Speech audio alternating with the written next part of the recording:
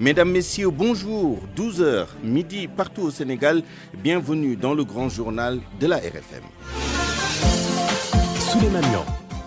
Au sommaire de ce journal, les conditions d'arrestation et d'interrogatoire des 13 présumés auteurs de l'attaque de Koumpentoum en question, Idrissa Sow et compagnie n'ont pas été assistés par des avocats.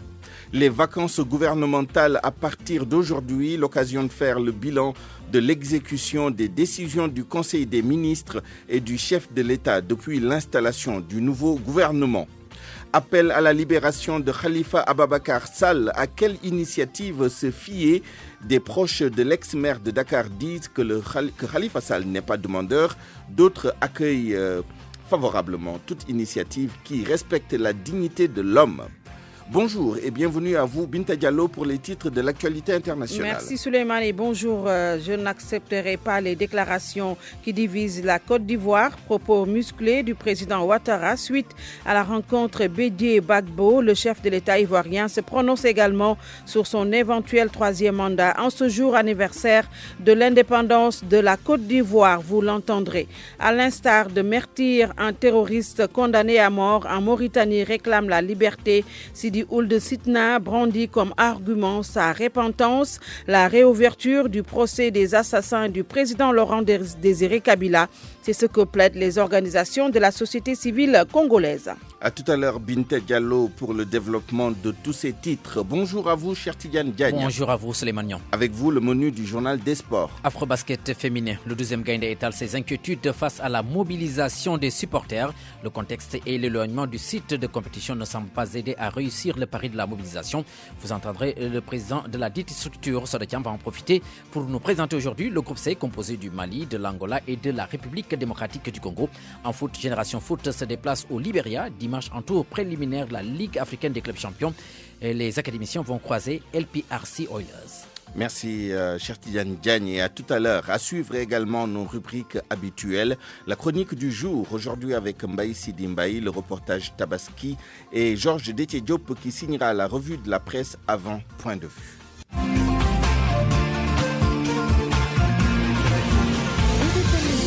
Souleymane Niang. On le sait maintenant, les 13 auteurs présumés de l'attaque mortelle de Koumpentoum n'ont pas bénéficié de l'assistance d'un avocat lors de leur interrogatoire à la brigade de gendarmerie de Koumpentoum, encore moins lors de leur arrestation en différents endroits de la zone. Or, la présence d'un avocat est devenue une obligation de la procédure, à moins que le prévenu ne renonce à ce droit. Babacar Fall a enquêté pour nous. La gendarmerie a-t-elle commis un vice de forme? Aucune des 13 personnes arrêtées dans cette affaire n'a bénéficié de l'assistance d'un avocat, comme le stipule la loi. Et la loi ne fait aucune dérogation en la matière. Toute personne interpellée doit se voir notifier son droit d'être assistée d'un avocat. Les gendarmes enquêteurs de Koumpentoum se sont-ils acquittés de cette obligation? Non, selon nos sources. Il est aussi possible qu'on ait demandé aux 13 auteurs et complices présumés de la mort du major Tamsir Sané s'ils voulaient être assistés d'un avocat et qu'ils déclinent, c'est leur droit. Autre possibilité, ils peuvent renoncer à leur droit d'être assistés par un avocat parce qu'ils y sont contraints, sous la torture, par exemple. Babacar Fall. Tout autre chose maintenant, les demandes de grâce pour Khalifa Sall se multiplient. Dernière en date, celle formulée par le Front pour la libération de l'ex-maire de Dakar. Seulement, un de ses avocats souligne que Khalifa Sall n'est pas demandeur. Son conseiller politique, lui, précise que toute initiative politique qui respecte la dignité de l'homme est la bienvenue. Georges Détié Diop. Maître El Mamadou Ndiaye fait partie du pool d'avocats de l'ex-maire de Dakar. Selon lui, Khalifa Sall n'a jamais demandé le pardon du chef de l'État. Khalifa Ababacar Sall n'a jamais été demandeur d'une grâce. Depuis le début de cette affaire, il s'est dit qu'il obtiendra sa liberté parce que tout simplement, soit un juge lui rendra justice, soit il purgera la peine qui lui a été affligée. En tout état de cause, je peux confirmer qu'à chaque fois qu'on a évoqué une demande de grâce devant Khalifa Ababacar, il nous a défendu de le faire. Donc pour dire que ces demandes de grâce n'engagent pas personnellement Khalifa Ababacar Sall. Maintenant, libre à chaque citoyen de formuler les demandes. De toute façon, par rapport à ces demandes dont vous faites allusion, nous ne pouvons qu'en prendre acte et puis observer ce qui va se passer. Plusieurs structures plaident pour une grâce à Khalifa Ababacar Sall. Son conseiller politique n'y voit aucun problème pourvu tout simplement que sa dignité d'homme soit respectée. Khalifa Sall est un détenu politique qui bénéficie du soutien de ses camarades, de ses partisans, de ses alliés et même de simples citoyens qui partagent et défendent sa cause. Pour moi, ce fait est un fait important. Il prouve la place que les Sénégalais accordent à l'homme Khalifa Sall. Maintenant, toutes les initiatives, qu'elles soient politiques, sociales ou citoyennes, qui militent en faveur de sa libération, peuvent être les bienvenues tant qu'elles respectent sa dignité d'homme. La grâce, une prérogative du chef de l'État. Et à l'occasion de la fête de la Tabaski, beaucoup de partisans de l'ex-maire de Dakar voudraient que Khalifa Ababacar Sall fasse partie du lot des détenus qui seront graciés. Et puis, il n'y avait pas réunion du Conseil des ministres ce mercredi. Et ce sera le cas dans les 2 à 3, même 4 semaines à venir. La raison, le gouvernement est en vacances. Prétexte pour nous pour replonger dans les différents communiqués des conseils des ministres et communication du président de la République. Il faut constater qu'il y a eu beaucoup d'annonces et de mesures sur la sécurité, sur les accidents routiers et sur d'autres sujets qui ne sont pas toujours suivis d'effet. Pas Besdiba. Que de redites ou de mesures annoncées, mais leur effectivité tarde toujours. À titre illustratif, on note la question relative à la sécurité des biens et des personnes. Lors du Conseil des ministres du 22 mai, le président avait rappelé l'impératif de son renforcement. Il avait, dans la foulée, informé le Conseil de la tenue d'un conseil présidentiel sur la sécurité des biens et des personnes au début de ce mois d'août.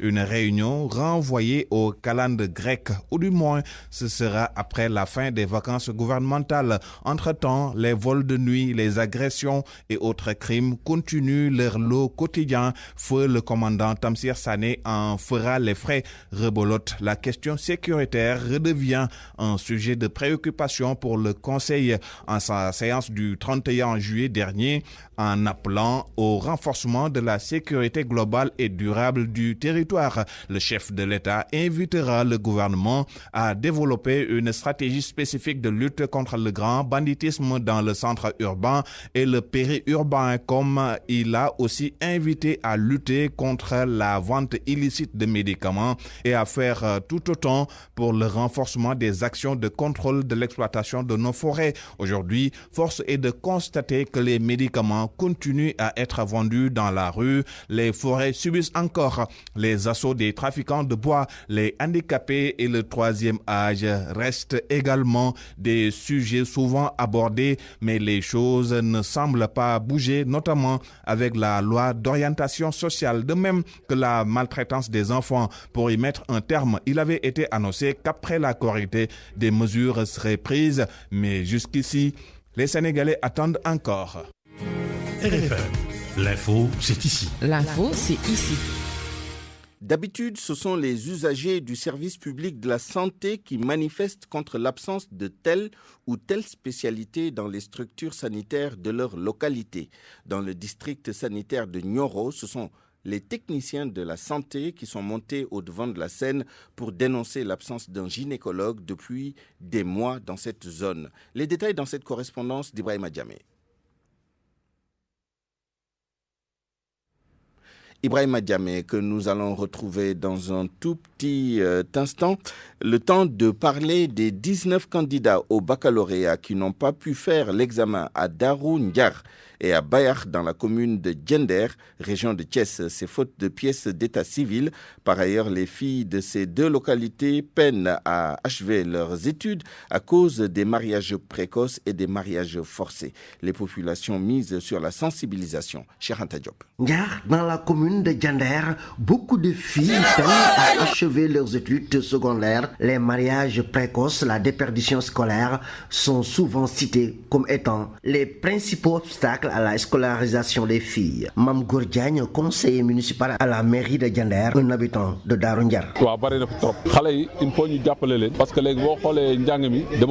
Les filles de Darou Ndiar, la plupart d'entre elles abandonnent très tôt leurs études. Elles sont données en mariage, occasionnant du coup un taux élevé de déperdition scolaire. La plupart des élèves de la localité ne sont pas inscrits à l'état civil. Le phénomène préoccupe les populations.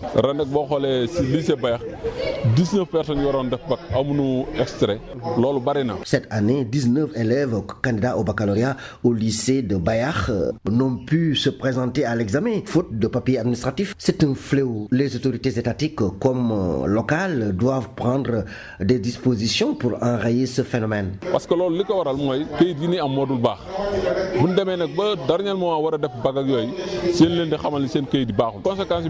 des problématiques soulevées à l'occasion de la remise des prix aux meilleurs élèves de Darou Ndiar et de Diender. RFM Thiès, Cheikh Ante Diop. Nous revenons sur la correspondance d'Ibrahim Diamé qui nous parle de la manifestation des techniciens de la santé à Nioro, donc pour réclamer un gynécologue dans le district sanitaire. C'est un cri du cœur venant ainsi des techniciens de santé du district sanitaire de Nioro. Ils compatissent à la douleur et à la détresse des femmes de cette localité qui souffrent le martyre à cause de l'absence d'un gynécologue au niveau du centre de santé. Mam Tchernodia, chargé de l'information du SUTSAS local. Nous avons un problème qui est là depuis 8 mois par un manque de médecins compétents sous, ce que la plupart du Sénégal lambda appellent le gynécologue. Et le bloc est fermé pendant 8 mois et c'est vraiment déplorable que les autorités administratives ou sanitaires, tout le monde reste là à croiser les bras et laisser la population souffrir. C'est un problème qui nous tient à cœur.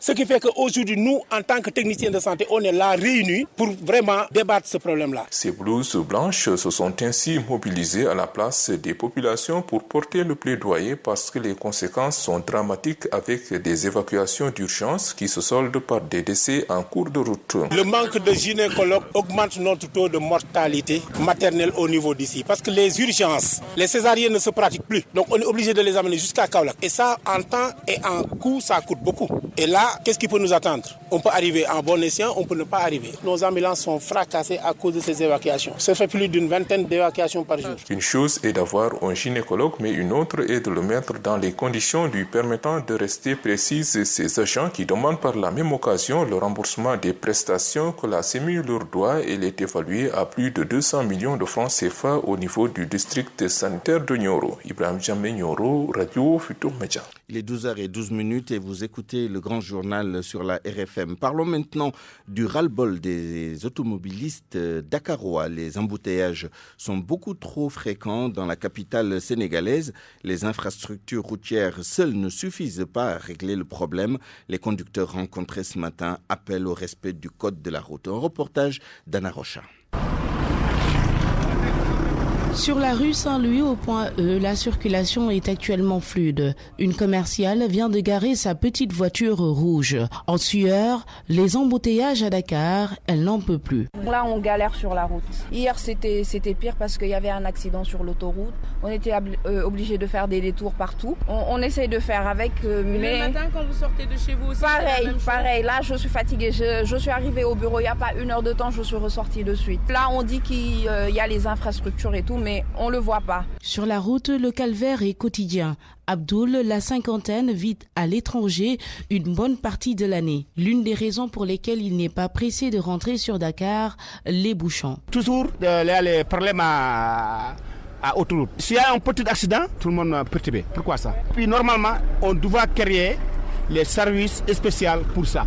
Entre pompiers et Mariama, tu fais 2 heures, 3 heures. Ça, c'est normal. Hormis les mesures préventives et exceptionnelles que pourraient prendre les autorités en charge du transport urbain, Abdoul pense que les conducteurs aussi doivent être plus disciplinés. Les embouteillages, c'est des gens qui créent. Toi, tu es en panne, ça vous signale. Il faut essayer de droiter. Tu laisses les gens passer. Ça qu'on fait, qu'est-ce qu'il veut? On t'a donné la permis. Mais la permis, avant qu'on te donne, on te dit l'argument. Tu as gagné ton permis. Tu as vu ton code. Mais il faut respecter. Malgré les quelques dispositifs pris notamment par le CETUD jusqu'ici pour décongestionner la circulation à Dakar, le mal persiste. Et aux heures de pointe, c'est tout simplement infernal. Anna Rocha, un mot sur l'Assemblée de l'Université Gaston Berger de Saint-Louis qui se réunit depuis ce matin. Elle va notamment se pencher sur l'exclusion de 4 étudiants suite aux incidents de mars dernier dans le bureau du recteur. Après cette rencontre de l'Assemblée de l'Université, les étudiants de l'UGB vont tenir une conférence de presse.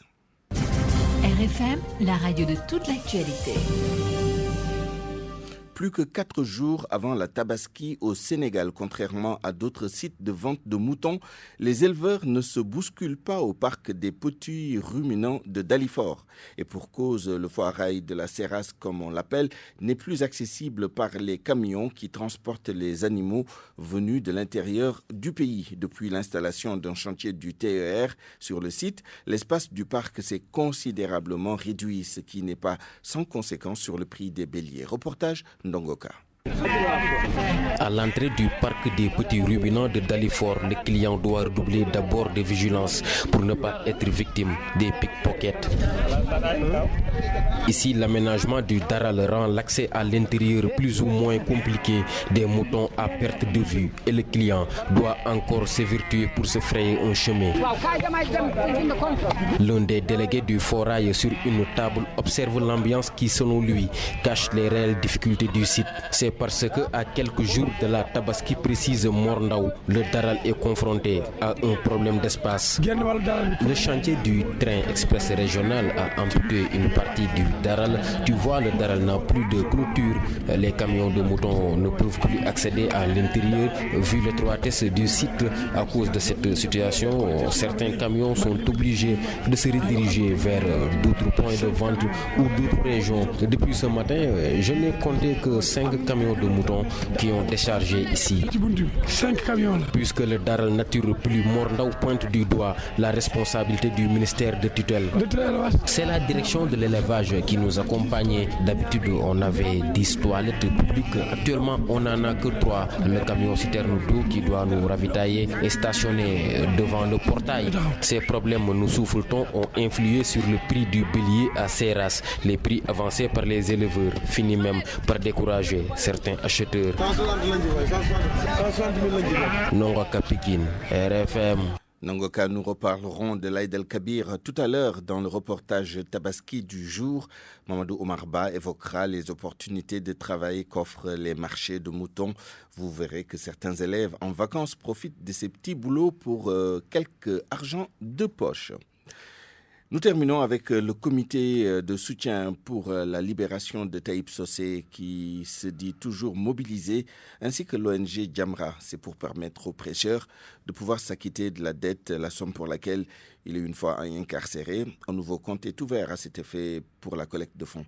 Écoutons à ce propos Mamaktar Gueye de l'ONG Jamra avec Nafissa Toussila. Le comité de soutien pour la libération de Taïb Socé ainsi que l'ensemble des membres de sa famille remercie du fond du cœur tous nos compatriotes qui s'étaient mobilisés aussi bien au niveau local que de la diaspora pour lui permettre de rassembler la somme nécessaire pouvant le libérer de cette contrainte par corps. Naturellement, le compte qui avait été utilisé appartenait à un de ses proches qui nous l'avait prêté dans l'urgence, tellement la pression était forte face à l'enthousiasme des uns et des autres pour venir en aide à Taïb Socé. Donc ce compte provisoire a donc été annulé pour être remplacé par le compte suivant que vient de nous délivrer la Banque islamique du Sénégal, dont le numéro est N25 11 12. Alors nous voudrions informer l'opinion que dès après la Tabaski, donc la semaine prochaine, nous tiendrons un point de presse après avoir obtenu le relevé de compte de la banque pour communiquer publiquement le montant pour les soucis de transparence. RFM. L'actualité internationale.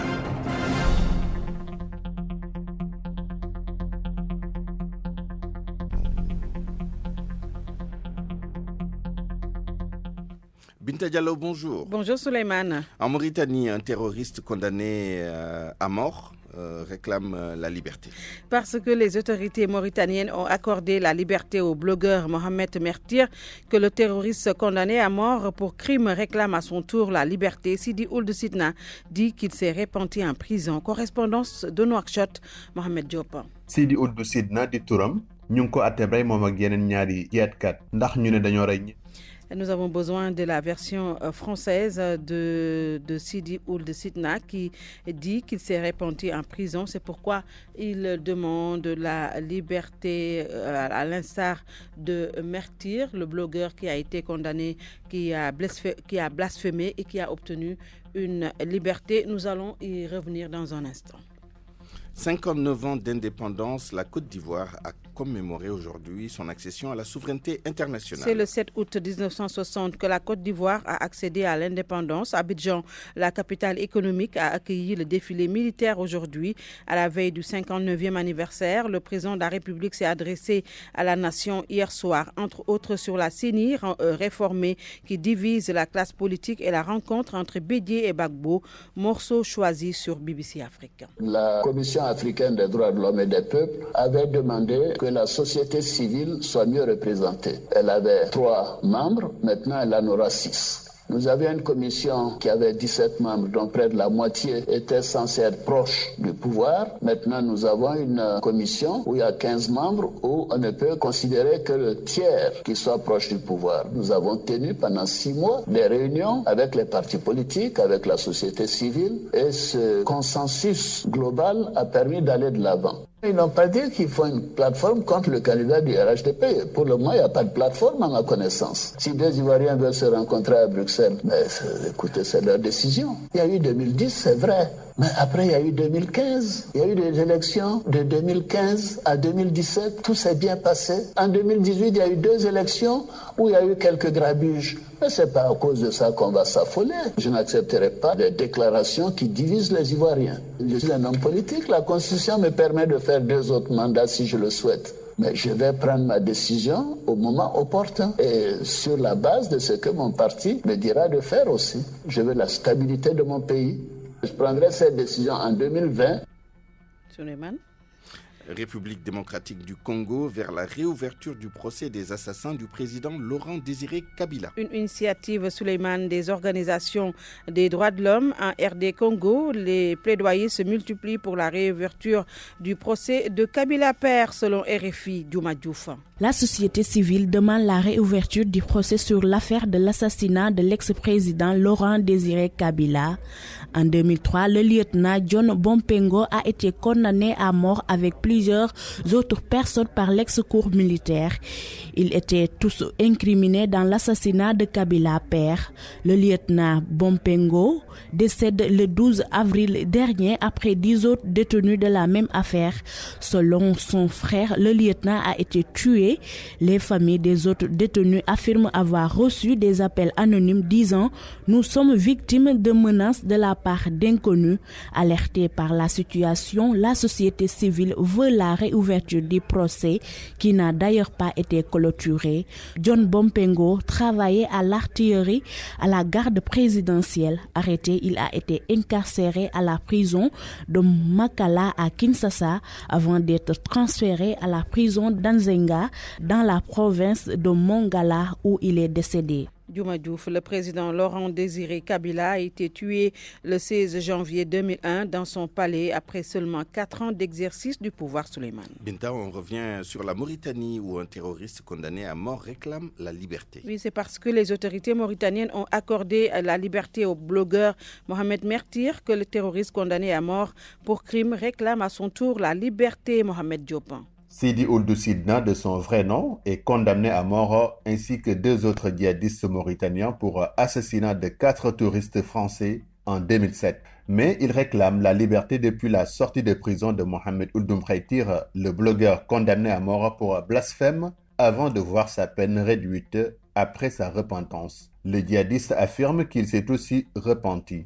Pour rappel, la Cour suprême, la plus haute juridiction du pays, avait décidé la libération du blogueur, mais ce dernier était maintenu en détention jusqu'à sa repentance publique à la télévision nationale, après consultation des oulémas par l'ex-président Aziz. Sidi Ould Sidna se base sur l'avis des oulémas pour justifier aussi sa demande de liberté. Certes, le djihadiste n'a pas de chance de sortir de prison, mais il remet le débat lancé depuis l'affaire du blogueur sur la complexité de combiner entre loi temporelle et charia islamique. Mohamed Diop, Nouakchott, RFM. Pour refermer cette page inter, parlons de cet accord de paix au Mozambique. Entre le Renamo et le pouvoir mozambicain, l'ancienne rébellion devenue le principal parti d'opposition avait repris les armes en 2013 pour réclamer, selon RFI, un meilleur partage du pouvoir. Cet accord est la troisième tentative du genre pour parvenir à une paix durable. Il intervient à quelques mois seulement des élections générales prévues en octobre au Mozambique. Souleymane, c'est tout. Merci Binta Diallo. Parole aux auditeurs. L'actualité, qu'en pensez-vous? Moi, je pense que vous devez. Réagissez dans nos éditions d'information sur l'actualité. Bonjour. Du lundi au vendredi, vous avez la parole sur RFM. Point de vue, ce sera tout à l'heure sur le Fast Track. Nous ferons le bilan avec nos intervenants. RFM Sport. Cher Tidiane Diagne, bonjour. Bonjour à vous Souleymane, bonjour à tous. Afro-basket féminin d'abord. Le comité des supporters face à la mobilisation étale ses inquiétudes. Oui, Dakar Arena, elle est distante de 30 km de Dakar Centre et c'est ce site qui va abriter donc l'événement. Le comité des supporters du 12e Gaïndé veut garnir les gradins, mais le contexte ne s'y prête pas pour l'instant. Son président appelle ainsi à plus de sensibilisation. Issa Laye Diop est interrogé par Sodekam. Il y a à s'inquiéter pour la mobilisation parce qu'au-delà du défi de la participation et de l'organisation, il faut le relever, le défi de la mobilisation et de l'animation. Et le 12e Gaïndé a déjà pris les devants parce que depuis quelque temps, nous sommes en train de faire le tour de nos cellules et préparer leur activation. Ce ne sera pas chose facile avec le contexte dans lequel nous sommes à l'approche des fêtes de Tabaski. Mais j'avoue que les Lions ne seront pas seuls parce que le 12e Gaïndé a déjà déployé cette campagne de mobilisation qui va aboutir à une force de mobilisation derrière les Lions du Sénégal, les galvaniser et les pousser à la victoire. Bien évidemment, ça a un coût. Mais à défaut d'avoir les moyens de notre politique, nous allons appliquer la politique de nos moyens. La fédération est en train de prendre des dispositions pratiques. Nous allons nous concerter, la fédération et nous, et voir quelles voies et moyens il faut adopter pour que vraiment cette question de mobilisation soit vraiment réglée définitivement. Issa Laye Diop, président du 12e Gaïndé, l'équipe nationale masculine de basketball du Sénégal. Elle se prépare pour la Coupe du Monde prévue en Chine. C'est en septembre prochain. Les protégés de Moustapha Gueye quittent Dakar ce mercredi pour participer à 2 tournois de préparation. En Italie d'abord, du 8 au 11, puis en Turquie. Les Lionceaux reviendront à Dakar le 16 août pour terminer le stage avant de s'envoler pour la Chine. Souleymane, on parle d'autre chose. Football à présent, tour préliminaire Ligue africaine des clubs champions. Génération Foot se déplace ce week-end au Libéria. C'est pour croiser LPRC Oilers de Monrovia. C'est en premier tour, donc c'est au premier tour plutôt aller de la Ligue africaine des clubs champions dans l'effectif de Génération Foot. 4 joueurs qui ont pris part au match contre le Libéria le week-end dernier. C'est un éliminatoire du championnat d'Afrique des Nations. Match d'ailleurs largement remporté par les Sénégalais. GF quitte Dakar demain. Nous allons écouter Talafal, le chargé de communication. Aujourd'hui, il y a le responsable de la logistique qui a déjà anticipé, en l'occurrence Salif Diop, qui est déjà à Monrovia, donc qui s'occupe de tout le nécessaire donc, pour pouvoir accueillir l'équipe dans les meilleures conditions possibles. Donc pour le moment, ça se passe très bien. Il coordonne avec le staff technique et l'ensemble des dirigeants de Génération Foot pour pouvoir vraiment accueillir l'équipe. Et en ce qui concerne l'hébergement, la restauration, le transport et même les terrains d'entraînement, je pense que tout est fin prêt pour le moment. Et je pense quand même que de ce côté-là, on n'a pas à s'inquiéter. D'autant plus que maintenant, on a l'habitude un peu de voyager en terre africaine. C'est vrai que avec l'équipe qu'on a aujourd'hui, avec même quelques départs, ça n'empêche pas quand même de pouvoir préparer ce match-là dans les meilleures conditions. On aurait souhaité avoir quelques matchs de compétition aussi officiels en championnat. Peut-être que ça nous aurait servi, mais n'empêche quand même qu'avec les joueurs dont on dispose aujourd'hui au niveau de l'équipe nationale, on peut au moins espérer faire un bon résultat. On croise les doigts, on va essayer d'aborder ce match-là avec beaucoup plus de calme et de sérénité et d'envie pour pouvoir au moins passer cet obstacle.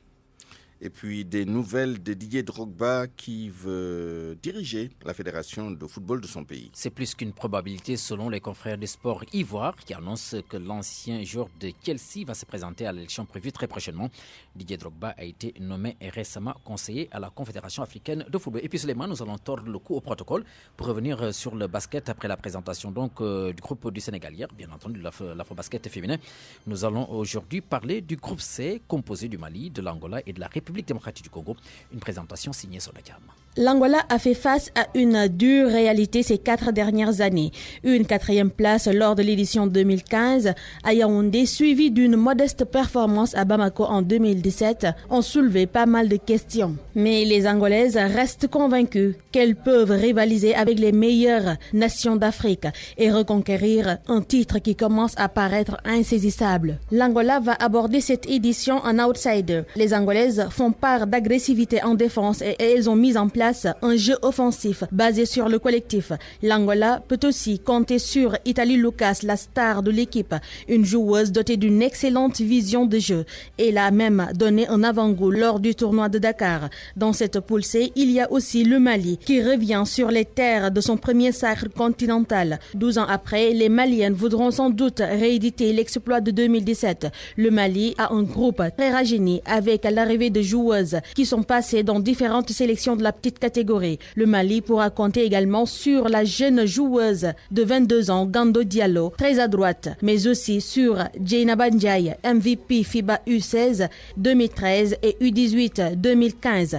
Les cadres maliennes ne sont pas en reste. Le Mali développe un jeu rapide tant en attaque qu'en défense. La 3e équipe qui complète cette poule C, la RDC, la République démocratique du Congo, a obtenu un wildcard pour cette édition 2019. La RDC va participer pour la 2e fois consécutive au tournoi continental. Elle avait terminé 9e lors de l'Afrobasket 2017. Dans nos prochaines éditions, la présentation des 2 derniers groupes de cet Afrobasket qui, je le rappelle, va se dérouler à Dakar à compter de ce samedi. Des rencontres que vous pouvez suivre naturellement en direct sur les ondes de la radio Futur Média. Merci à vous, cher Tidiane Diagne. Je vous en prie. Pour moi, RFM, c'est la radio de la réactivité. RFM, partout, tout le temps. Notre reportage Tabaski du jour nous amène au marché Sam de Guédiawaye. Là-bas, comme sur tous les points de vente, le commerce des moutons donne lieu à une forte activité, notamment des petits boulots allant de la vente de cordes au lavage des animaux. Les marges bénéficiaires ne sont pas très conséquentes, mais pour les élèves en vacances, on ne fait pas la fine bouche devant des gains de 100 à 500 francs CFA par corde vendue ou par mouton lavé. Reportage Mamadou Omarba. Élancé, mince, Lamine a 17 ans et il a du mal à immobiliser le mouton qu'il veut laver. Il est élève en classe de 3e et il a décroché son brevet de fin d'études moyennes, mais n'a pas le temps de savourer cette réussite. Il appuie son oncle, vendeur de moutons. Chaque vacances, je viens ici pour travailler, pour aider mon oncle. À quelque part là, un groupe d'enfants, des élèves en classe de 3e et 5e, la plupart, les cordes suspendues autour du cou, ils cherchent clients.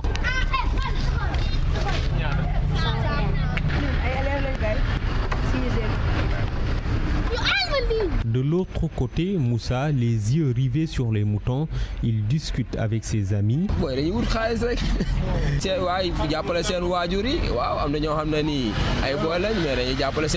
Pour lui, c'est une bonne opportunité. S'ils te lavent ton mouton, ils ont 500 francs. S'ils en lavent 20, ils ont 10 000 francs. Avec cette somme, ils peuvent aider leurs parents. Et ça ne dure qu'un mois. Si des gens comme Moussa n'y voient aucun mal, d'autres se demandent si ces enfants ont l'autorisation parentale pour faire ce genre de boulot. En attendant, certains rentrent les poches pleines de monnaie.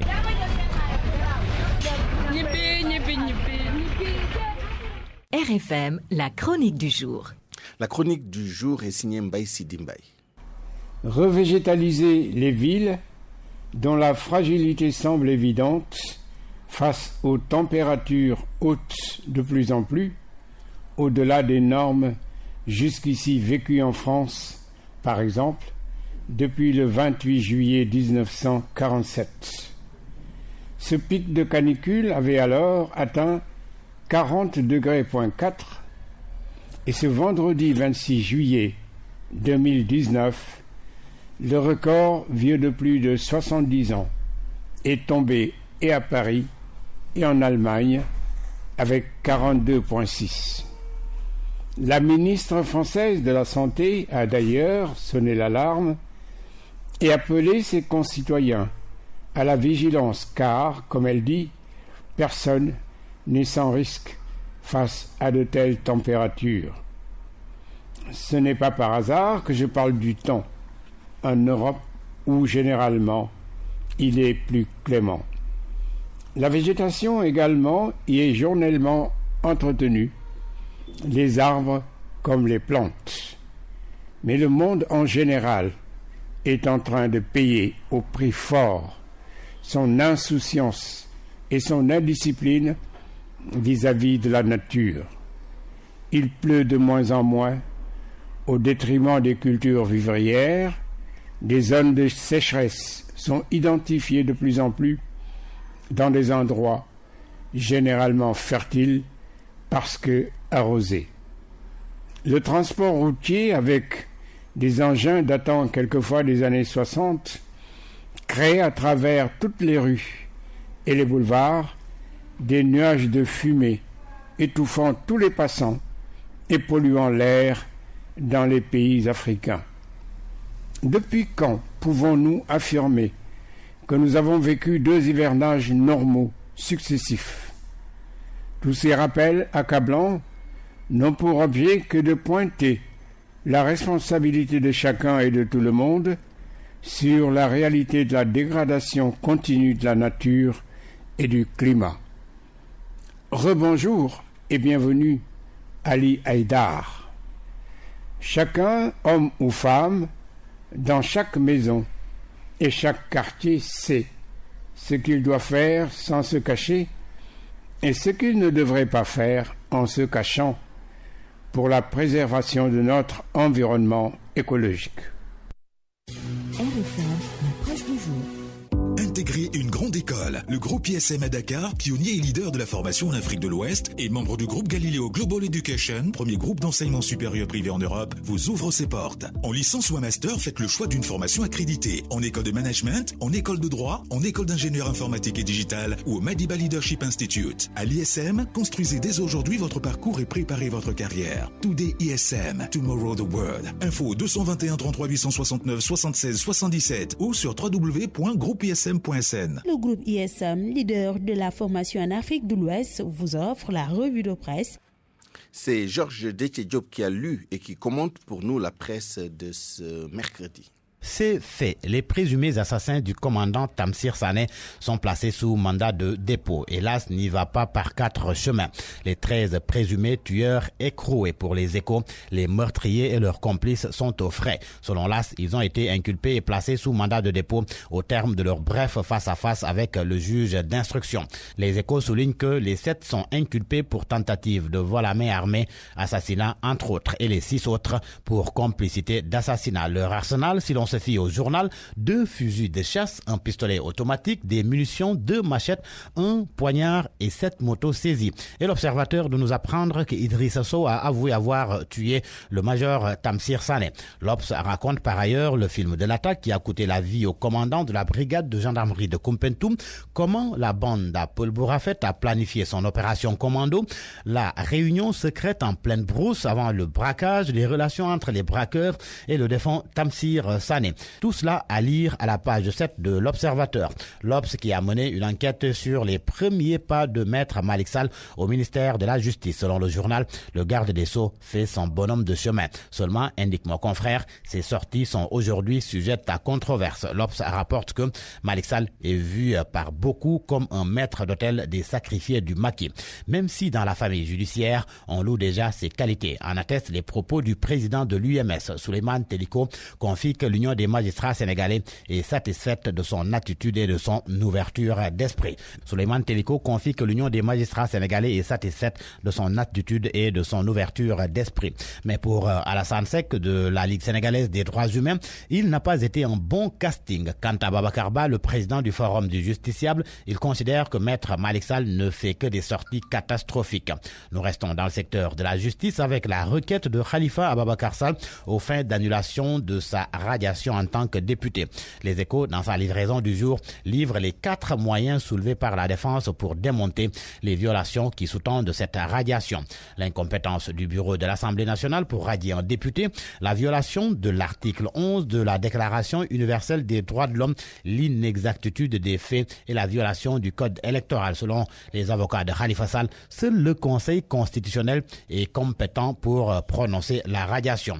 Et l'on reparle de la sortie du président Macky Sall sur le train de vie de l'État. Elle n'emballe pas trop le coordinateur du Forum civil. C'est ce que relève en tous les cas Vox Populi qui met à sa une photo de Birahim Seck. Le Forum civil note que cette déclaration de Macky Sall n'est pas nouvelle. Ainsi, Birahim Seck souligne qu'au-delà des constats faits par le président de la République, le Forum civil attend de l'État une concrétisation des mesures requises lors du Conseil des ministres du 17 avril 2019 et un suivi rigoureux de leur opérationnalisation.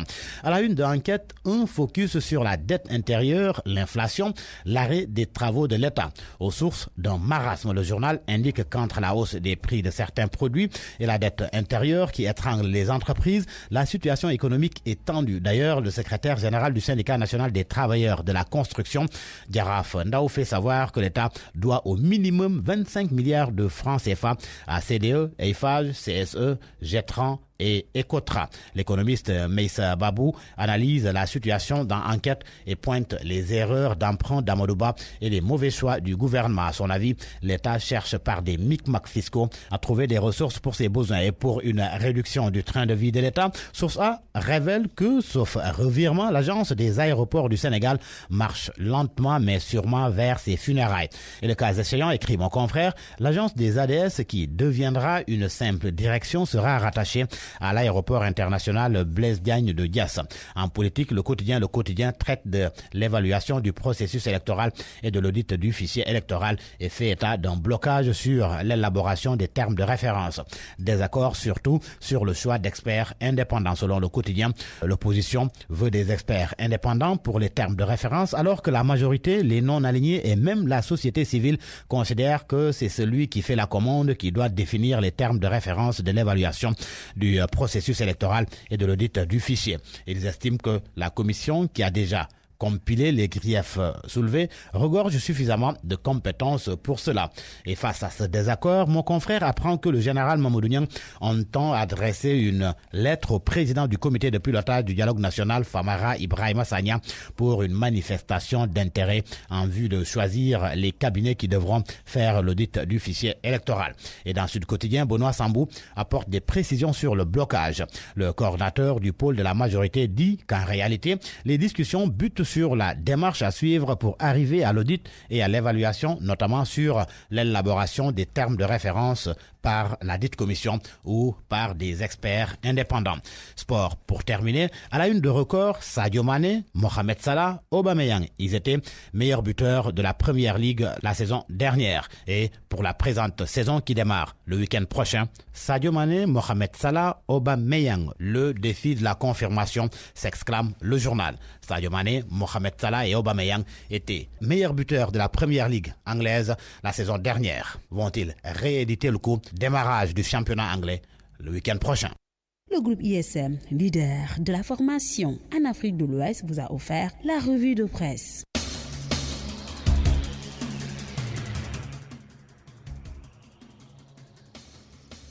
Bienvenue à présent à notre rubrique Point de vue. Nous avons comme intervenant Mohamed Gueye, journaliste spécialiste des questions économiques, notamment au quotidien, et l'économiste chercheur El Mansour Samb, qui est déjà en ligne. Monsieur Samb, bonjour. Bonjour.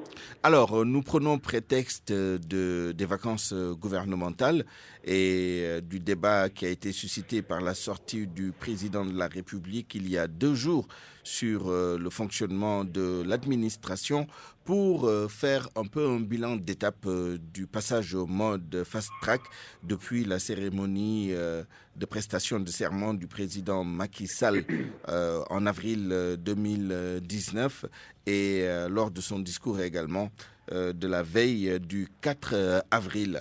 Alors, au bilan, vous en tant qu'économiste, qu'est-ce que vous pensez de ce passage, de cette transition du mode traditionnel au mode fast-track? Déjà, qu'est-ce que le fast-track et est-ce qu'on en perçoit les résultats ou les prémices dès à présent? Donc, je vous remercie de l'invitation que vous me faites dans votre journal. Donc, vous savez que le président Macky Sall a été élu sur la base d'un programme. Un programme qui était basé sur le PSE, le Plan Sénégal émergent. Donc, juste après sa victoire, les gens ont été un peu surpris par la décision qu'il avait prise de mettre en place le fast-track.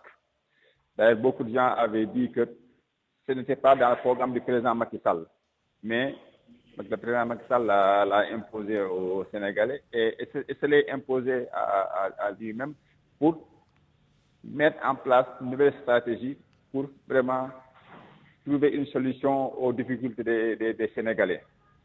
Donc, ce fast-track, c'est quoi? Le président Macky Sall pense que entre lui et dans l'exécution des politiques publiques, il y a trop de retard. Le président Macky Sall pense que dans l'exécution des politiques publiques, il y a trop d'intermédiaires. Et vous savez que le Premier ministre joue un rôle important dans l'action gouvernementale. C'est le Premier ministre qui exécute, comme on le dit, c'est lui qui pilote les politiques publiques à travers tous ses ministères.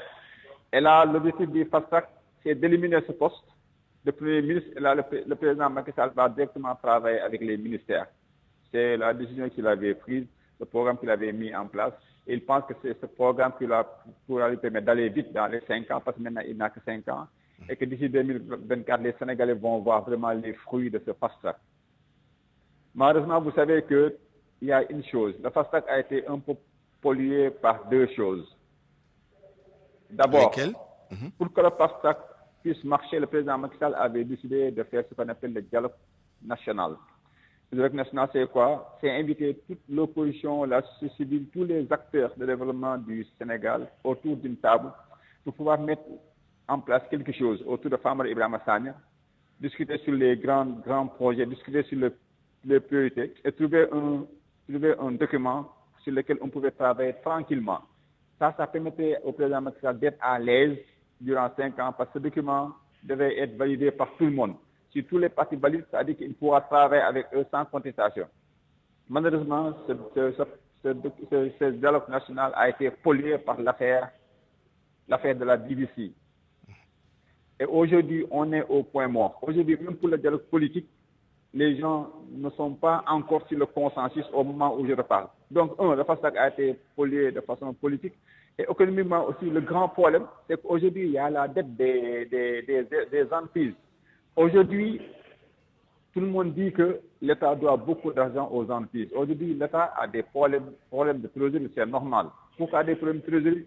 Parce que vous savez que l'État avait mis en place une loi de finances initiale, et dans cette loi de finances initiale, l'État avait mis en place un budget.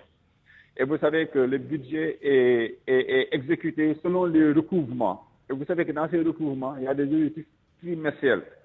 Donc c'est de janvier en mars, de mars en juin, de juin en septembre et de septembre en décembre. Notamment de collecte de recettes fiscales et douanières. Le budget s'exécute au rythme du recouvrement des recettes fiscales et douanières. Parce qu'au mois de janvier, on est à 0 francs. Maintenant, on y va parce que le budget, c'est une prévision de recettes et de dépenses. Il nous faut des recettes pour exécuter les dépenses. Mais malheureusement, quand on est venu au premier trimestre, on a vu que ça n'allait pas. On a dit qu'il n'y a pas de problème. Là, on ne peut pas mettre en place une loi de finances rectificative, il faut attendre encore. Quand on est venu au deuxième trimestre, là, on a vu qu'il y a des retards dans les recettes.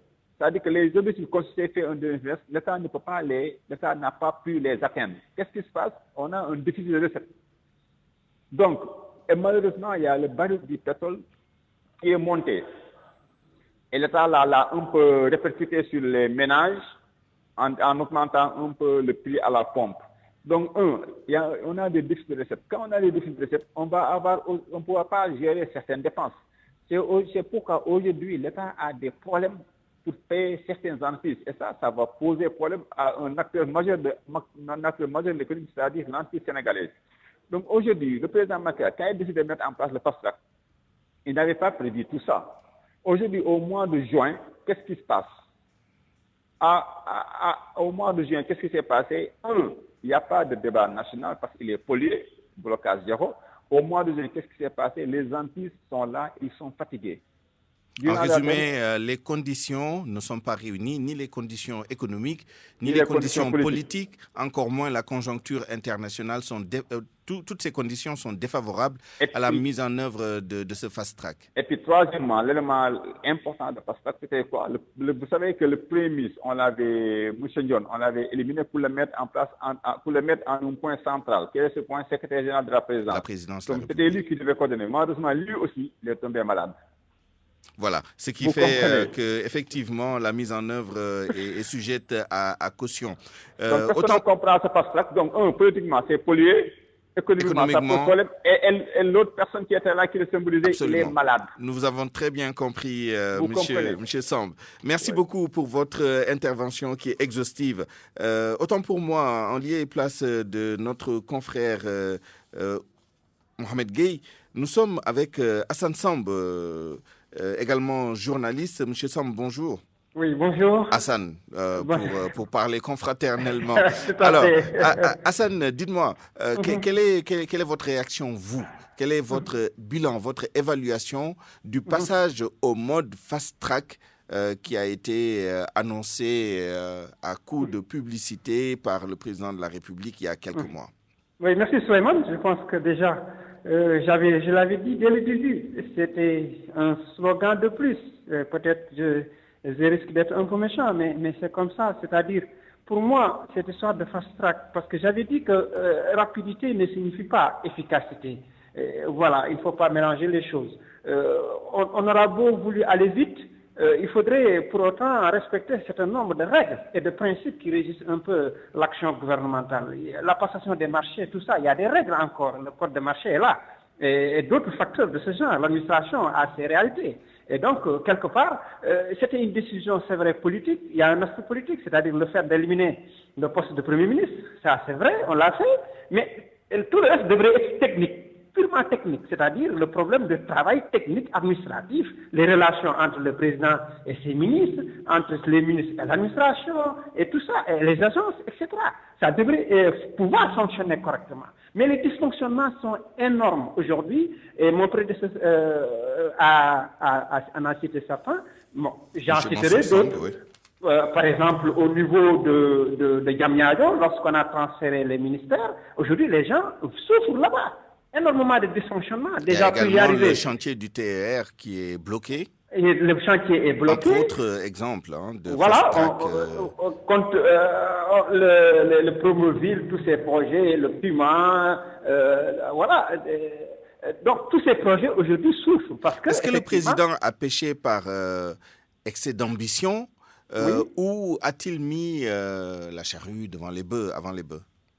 Oui, je pense que le président est un stratège politique. Hein. Il a simplement inventé un slogan parce qu'il savait qu'il devait se débarrasser du poste de Premier ministre. Pour quelle raison, nous ne savons pas. Parce que nous imaginons certainement qu'il y avait un soubassement politique partisan à ce niveau-là. Il ne voulait pas faire apparaître quelqu'un qui pourrait aujourd'hui laisser penser que c'est celui-là qui allait être son dauphin, qui allait le remplacer avant. Je pense que c'est des raisons politiques. Voilà. Et donc, il a mis en avant ce fast-track uniquement pour régler peut-être cette problématique-là, qu'il n'y ait pas de conflit de succession au niveau de l'APR et de la coalition Ben Bokk Yakaar. Et aujourd'hui, il a transposé tout ça au niveau administratif, alors qu'à ce niveau-là, absolument rien n'a changé. On a vu que c'est peut-être certains projets sont en cours d'exécution, d'autres sont stoppés pour défaut peut-être de liquidité. Et quelque part, rien n'a changé dans l'agencement, le fonctionnement de l'État. On en est aujourd'hui à parler des difficultés de modernisation de l'administration, des problèmes de surcharge, en tout cas des dépenses dispendieuses. Hein, et il a lui-même dénoncé quelque part. Donc tout cela, rien n'a changé à ce niveau-là. Et je me le disais dès le début, c'est-à-dire qu'il allait que la situation n'allait pas du tout changer Et quelque part, c'est vrai qu'il a éliminé le poste de Premier ministre pour des raisons que peut-être lui seul connaît, mais que nous devinons aisément. Mais sur le plan technique, administratif, lié au fonctionnement de l'administration et des relations entre le président et ses différents services, qui l'entourent, les structures qui l'entourent, je ne vois pas de changement majeur. Nous arrivons au terme du temps qui nous était imparti. Merci à vous, Hassan Samb, journaliste, et à vous, El Mansour Samb, chercheur économiste, d'avoir participé à ce point de vue. Nous vous retrouverons dans le journal de 13h qui vous sera présenté par El Haj Hassan Gueye. Avant de nous quitter, un dernier rappel des titres de l'actualité. Les conditions d'arrestation et d'interrogatoire des 13 présumés auteurs de l'attaque de Koumpentoum en question, Idrissa Sow et compagnie n'ont pas été assistés par des avocats. Vous avez entendu l'enquête de Babacar Fall à ce sujet. Les vacances gouvernementales à partir d'aujourd'hui, l'occasion de faire le bilan de l'exécution des décisions du Conseil des ministres et du chef de l'État depuis l'installation du nouveau gouvernement, et puis les appels à la libération de Khalifa Ababakar Sall. À quelle initiative se fier? Des proches de l'ex-maire de Dakar disent que Khalifa Sall n'est pas demandeur, d'autres accueillent favorablement toute initiative qui respecte la dignité de l'homme. Merci à Aliouba pour la mise en onde de ce journal et à El Hadj Ndiogou Diène ainsi qu'à toutes les équipes pour la production, la réalisation et la coordination de cette édition. Excellent après-midi, bonne suite des programmes et bon appétit à tous.